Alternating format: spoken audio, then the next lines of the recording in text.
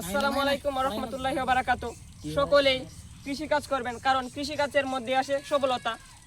সেটা কারোর অধীনে টাকা লাগে না, সেই জন্য সকলে কৃষি কাজ করবেন। দেখেন কত সুন্দর টমেটো হয়েছে, দেখেন দেখেন প্রতি গাছে গাছে মিনিমাম 20-15টা টমেটো হয়েছে, তারও অধিক হয়েছে। কিন্তু এই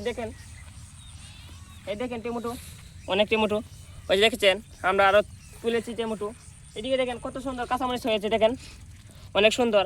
আর এদিক দিয়ে আছে টমেটো গাছ, দেখেন সবই আল্লাহ তাআলার বরকত, মানে আল্লাহ তাআলার